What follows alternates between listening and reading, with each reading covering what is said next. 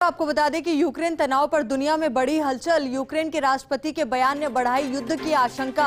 Zelensky ने कहा कि 16 दिसंबर को अटैक करेगा रूस ने दी यूक्रेन को चेतावनी, उकसाया तो देंगे जवाब। तनाव के मद्देनजर अपने नागरिकों को निकाल रहे देश। भारत ने भी यूक्रेन में रह रहे नागरिकों के लिए एडवाइजरी जारी की है। तनाव पर अमेरिका ने रूस को चेताया है। जो बाइडेन ने हमले का जवाब देने की बात कही है।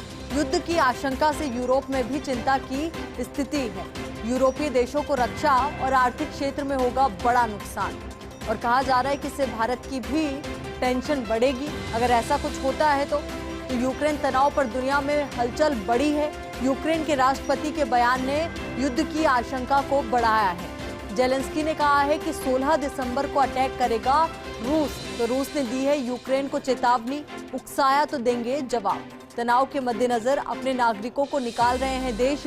भारत ने भी यूक्रेन में रह रहे नागरिकों के लिए एडवाइजरी जारी की है। तनाव पर अमेरिका ने रूस को चेताया है। जो बाइडेन ने हमले का जवाब देने की बात कही है तो वहीं युद्ध की आशंका से यूरोप में भी चिंता की स्थिति।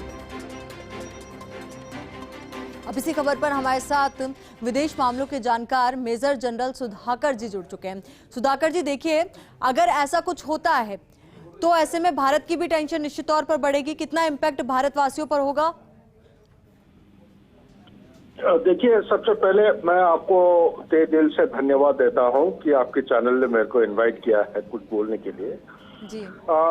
टेंशन की जो बात आप कह रहे हैं या जो भारत की जो चिंता, यस, अगर लड़ाई होगी तो, लेकिन मेरे विचार के मुताबिक ये लड़ाई होएगी नहीं। ये किस्म का बोलते हैं स्ट्रेटेजिक कम्युनिकेशन या इंफॉर्मेशन वॉरफेयर। आज के जमाने में आजकल लड़ाई जो हो रही है ये बिना गोला बारूद फायर करके ये साइबर अटैक या इंफॉर्मेशन वॉरफेयर की लड़ाई चल रही है।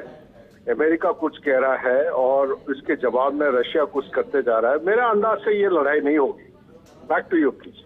जी सुधाकर जी, आपसे ये भी समझना चाहेंगे कि ये जो स्थिति है, जो अब ऐसा लग रहा है कि युद्ध की स्थिति के नियर बाई पहुंच चुकी है, तो इससे कैसे बचा जा सकता है? क्या कुछ वहां पर कम्युनिकेशन बैठाया जाए जिससे सिचुएशन को कंट्रोल में लाया जा सकता है? देखिए आयुषी, बहुत अच्छा सवाल आप पूछ रहे हैं। इसके जवाब में मैं इतना ही कहूंगा, ये लड़ाई आज कल शुरू नहीं हुई है।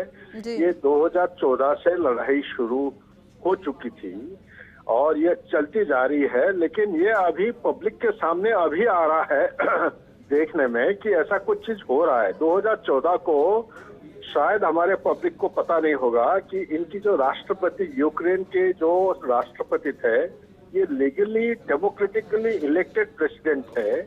लेकिन इनको यही इंफॉर्मेशन वॉरफेयर के जरिए से इनको हटाया गया, उनको आउस्ट किया गया और प्रोटेस्ट को रेज करके उनको रिप्लेस किया गया था, जिसके बदलाव में देखा गया कि ये एक बफर स्टेट है और रशिया के बहुत करीब, बहुत बॉर्डर पे है।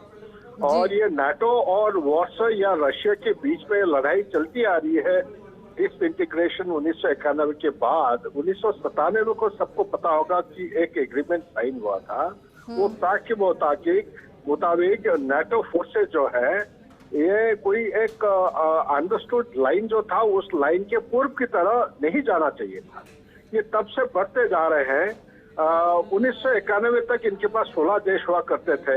आज के दिन में 30 देश हो गए हैं नाटो के नीचे। इनमें से जो वॉर्सो पैक्ट के जो कंट्रीज हैं, रशिया के जो पुराने देश हैं, एस्टोनिया, लाटविया और लिथुआनिया, ये तीनों देश उनके साथ जोड़ चुके हैं।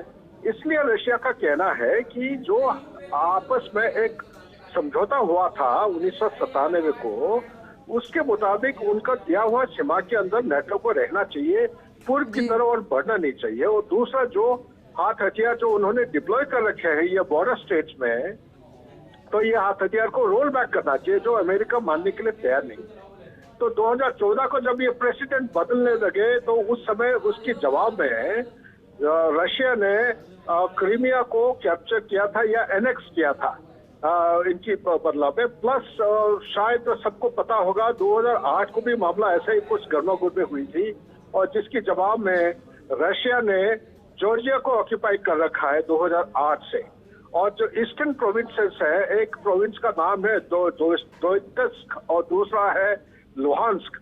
ये भी इसकी जो पूर्व वाला हिस्से है इसमें रशिया ने कैप्चर कर रखा है, क्योंकि नाटो समझौता के बावजूद भी ये बढ़ते जा रहा है, उसके हथियार और इक्विपमेंट सारे डिप्लॉय करते जा रहे हैं, जो कि रशिया के निगाहों में ये सही नहीं है। Back to you please. जी बिल्कुल, बहुत बहुत शुक्रिया सुधाकर जी आपका हमारे साथ जुड़ने के लिए, पूरी बातचीत के लिए।